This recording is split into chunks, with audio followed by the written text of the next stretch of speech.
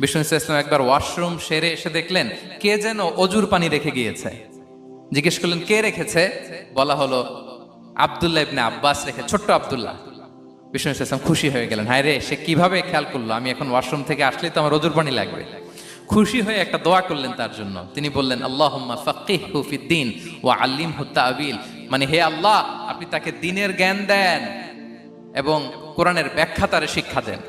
বিশ্বনবীর এই দোয়া এমন ভাবে কবুল হয়েছে, এই আব্দুল্লাহ ইবনে আব্বাস যত মুফাসসির পৃথিবীতে আসবে সকল মুফাসসিরদের সম্রাট হিসেবে আল্লাহ তাকে কবুল করেছেন।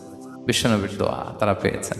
উম্মে সুলাইম রাদিয়াল্লাহু তাআলা আনহা, আনাস রাদিয়াল্লাহু তাআলা আনহুকে নিয়ে আসলেন, বললেন নবী হে, আপনি এসেছেন, আমরা যে এত খুশি মদিনাবাসী, সবাই দেখে আপনার হাতে কিছু না কিছু হাদিয়া দেয়, আমি কি দিব?